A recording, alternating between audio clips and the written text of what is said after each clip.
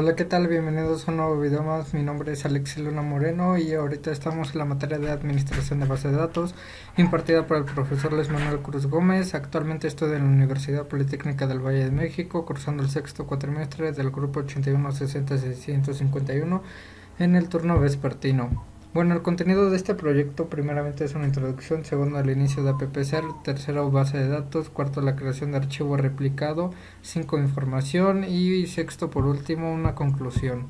Bueno, primeramente con una introducción, MySQL es un sistema de gestión de bases de datos relacionales de código abierto utilizando un software RDBMS en la cual es más utilizado para crear y administrar bases de datos basadas en un modelo relacional, como también vamos a ver la importancia de la migración y replicamiento de bases de datos. Bueno, primeramente tendremos que iniciar AppServe en mi caso y posteriormente nos va a pedir que ingresemos una contraseña como se muestra en la figura 1.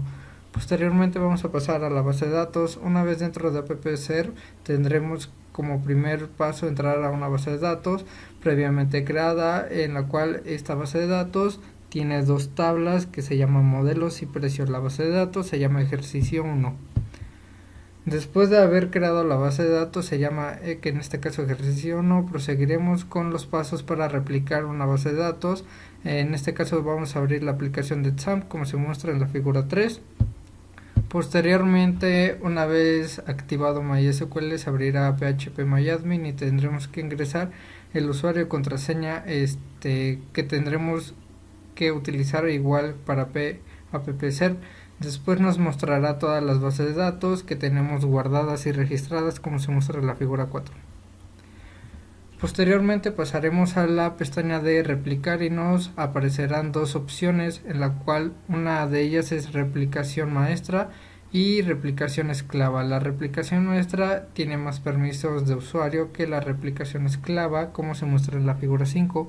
Vamos a estar ingresando al apartado de configuración de cada una. Después vamos a tener que seleccionar la base de datos que queramos usar y después de esto nos vamos a dirigir al apartado de configuración de XAMPP como se muestra en la figura 6 y 7. En la figura 6 se muestra que en la parte de acá abajo nos muestra unos pequeños códigos.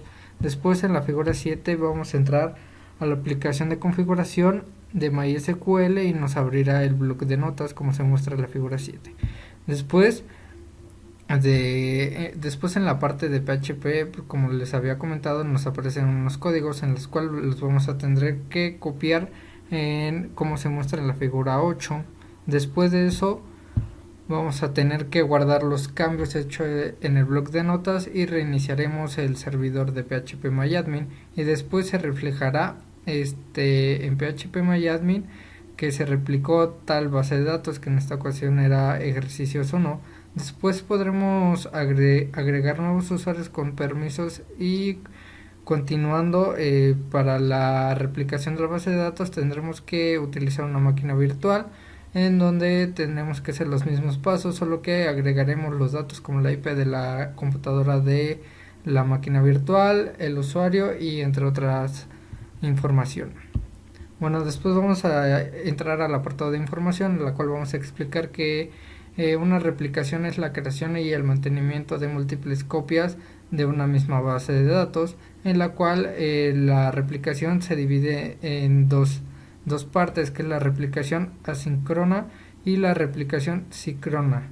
Bueno, la parte de replicación asíncrona nos dice que es una réplica de datos en la cual trata de actualizar la base de datos que residen en un sitio aplicado después de que la base de datos primaria haya confirmado un cambio.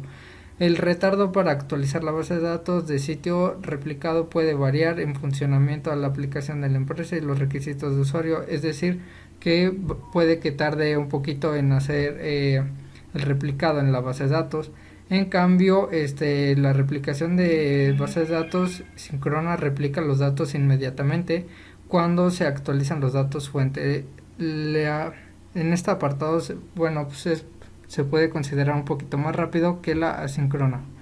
Posteriormente y por último vamos a pasar al apartado de conclusión, en la cual los sistemas de gestores de bases de datos son las herramientas más adecuadas para almacenar los datos en un sistema informático debido a sus características de seguridad, recuperación ante fallos, restauración y análisis, entre otros.